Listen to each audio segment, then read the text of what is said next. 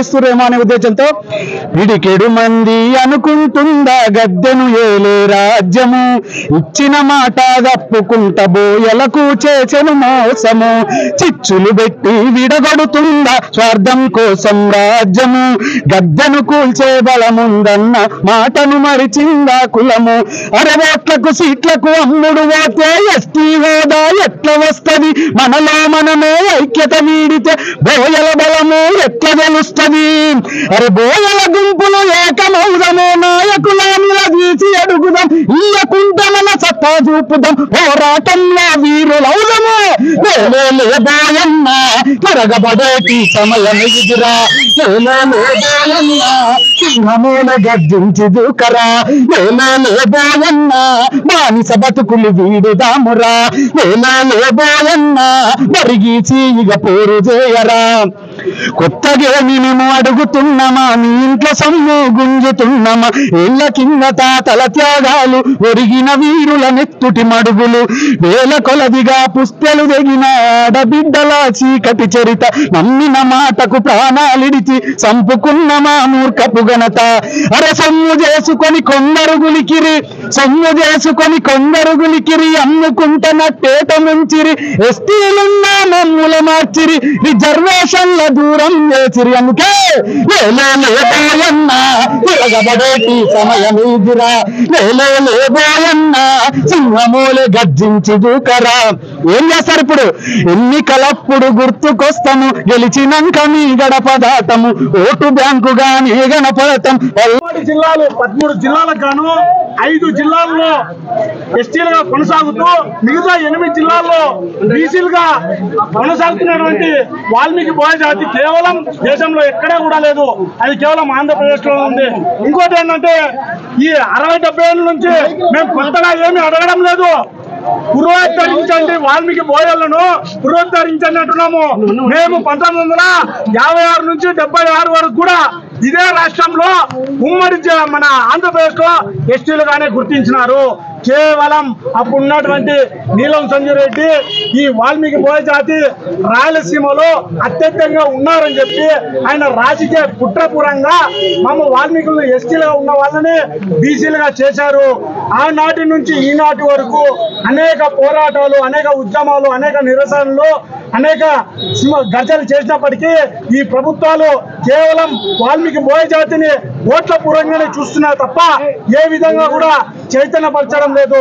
ఈరోజు ఆంధ్రప్రదేశ్ లో రాయలసీమలో వెనుకబడిన జాతి ఏదైనా ఉందంటే రాజకీయంగా, సామాజికంగా అన్ని రంగాల్లో కూడా మేము వెనుకబడ్డాం. ఈ రాయలసీమలో చదువు లేక వలసలు పోయి రకరకాల ఇబ్బందులు పడుతున్నాం. దయచేసి ఏదైతే రాయలసీమ ప్రాంతంలో గత ప్రభుత్వం కావచ్చు, ఈ ప్రభుత్వం కావచ్చు, రాయలసీమలో పర్యటన చేసేటప్పుడు వాల్మీకి బోయలను ఎస్టీ జాబితాలో చేస్తాం, కర్ణాటకలో ఏ విధంగా ఉందో ఆ విధంగా చేస్తామని మాట చెప్పిన గత ప్రభుత్వం కూడా అసెంబ్లీ తీర్మానం చేసి 2017 డిసెంబర్ 2వ తేదీన తీర్మానం చేసి కేంద్రానికి పంపించి మా పని అయిపోయిందనే విధంగా వైఖరి ఉంది. కేంద్రం పంపించిన తర్వాత కూడా కేంద్రం పరిధిలో ఉన్నటువంటి వాళ్ళతో కూడా మాట్లాడి చర్చించి వాల్మీకులు చేయలేని పరిస్థితి, కేవలం పంపించడం మా బాధ్యత అయిపోయింది అన్నట్లుగా గత ప్రభుత్వం వైఖరించింది. మరి ఇప్పుడున్న ప్రభుత్వం రాయలసీమలో పర్యటన చేసినటువంటి మాట తప్పని మనమంతినటువంటి జగన్మోహన్ రెడ్డి గారు కూడా పర్యటన చేసేటప్పుడు కర్ణాటకలో ఏ విధంగా ఉందో ఆ విధంగా చేసి మొట్టమొదటి అసెంబ్లీ తీర్మానం చేసి కేంద్రాన్ని పంపించి కేంద్రంలో కూడా వాళ్ళతో మాట్లాడి చర్చించి అక్కడ కూడా పార్లమెంట్ లో ఆమోదిస్తానని చెప్పినటువంటి జగన్మోహన్ రెడ్డి గారు, మాట తిప్పని మడమ తిప్పని వంటి జగన్మోహన్ రెడ్డి గారు ఇప్పుడు ఆయన పరిస్థితి కూడా 5 ఏళ్ళు అయిపోతున్నప్పుడు కూడా ఈరోజు అప్పుడు 8 జిల్లాలు గత ప్రభుత్వం పంపిస్తే ఇప్పుడు జగన్మోహన్ రెడ్డి గారు మళ్ళీ కొత్తగా 4 జిల్లాలు పంపించి గత ప్రభుత్వం జీవోని ఇప్పుడు ప్రభుత్వాన్ని మరి పంపించి వాల్మీకులను ఈ రాష్ట్రంలో అన్ని పార్టీలు కూడా అనగదొక్కుతూ రాజకీయంగా వెనుకదొక్కుతున్నాయి. కాబట్టి రాబోయే రోజుల్లో ఓటు రూపంలో అన్ని పార్టీలకు బుద్ధి చెప్తాం. దయచేసి మా అన్ని ఓటేస్తున్నాం, మాకు ఎస్టీ తప్ప ఏది సమానం కాదు, మా జీవితాలు మారాలంటే ఎస్టీ తప్ప ఏది కాదు.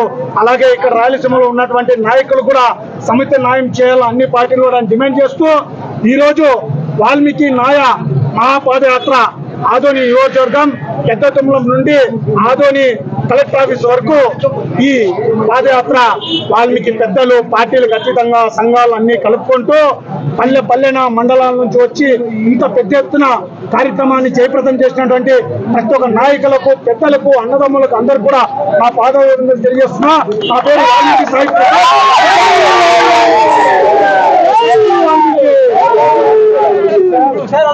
హుషారాజు మాట్లాడతారు దయచేసి రండి. జై వాల్మీకి, జై వాల్మీకి. ఈరోజు కొత్తగా ఏది డిమాండ్ పెట్టడం లేదు. గతంలో మా వాల్మీకి బోయలు ఇప్పుడు మీకు ప్రస్తుతం దేశవ్యాప్తంగా పరిశీలిస్తే వాల్మీకి బోయలు ఎస్సీ ఎస్టీగా కొనసాగుతున్నాం. గతంలో 1956లో మమ్మల్ని నిర్దాక్షిణ్యంగా అన్యాయంగా వాల్మీకి ఎస్టీలో ఉన్న వాల్మీకిని తొలగించి ఈ రోజు రాయలసీమలో అలాగే కోస్తా 4 జిల్లాల్లో బీసీలుగా చేర్చి ఒక తీవ్రంగా అన్యాయం చేస్తున్నారు. అన్ని రాజకీయ పార్టీలు ఎలక్షన్ ముందు వాల్మీకి ఎస్టీగా గుర్తిస్తామని చెప్పేసి లక్షలాది మంది ఓట్లు మమ్మల్ని ఇల్లంగా మీరు రాజకీయంగా వాడుకుంటున్నారు తప్ప పేదలు ఉన్నటువంటి ఈ రాయలసీమలో వలసలు ఎవరైనా ఎక్కిపోతున్నారంటే అది కేవలం వాల్మీకి బోయలు మాత్రమే ఈరోజు వలసలు పోతున్నారు. ఏ గణాంకాలు చూసినా పేదరికంలో వాల్మీకి బోయలు మగ్గుతున్నారు. కానీ పాలకులు నిర్లక్ష్యం చూస్తుంటే ఏ మాత్రం మమ్మల్ని పట్టించుకోవడం లేదు. మరి మీరు అనుకుంటున్నారు ఎలక్షన్ వస్తే వాళ్ళని ఏదో విధంగా మేనేజ్ చేసుకోవచ్చని. కానీ ఈ రోజు వాల్మీకి సమాజం చైతన్యమైంది. రాబోయే రోజుల్లో ఈ నియోజకవర్గంలో ఈ జిల్లాలో వాల్మీకి సత్తా అంటే చూపిస్తారని చెప్పేసి నేను ఈ సందర్భంగా తెలియజేస్తున్నా. అలాగే మన గణికల పరమేశ్వర ఆధ్వర్యంలో ఇంత పెద్ద ఎత్తున మొదటిసారి ఆదంలో మరి వాల్మీకి యువత అలాగే పెద్దల సహకారంతో వాల్మీకి మహాపాదయాత్ర ఇంత దిగ్విజయంగా మరి కొనసాగినందుకు ఈ కార్యక్రమానికి వచ్చేటువంటి వాల్మీకి పెద్దలకు అలాగే సమాజంలో అన్ని సంఘాలకు మద్దతు తెలిపినందుకు మరోసారి ధన్యవాదాలు తెలియజేస్తాం. దయవుంచి అన్ని పార్టీలు మా మీద దయవుంచి ఈ రాబోయే ఎన్నికల్లో మీరు కమిట్మెంట్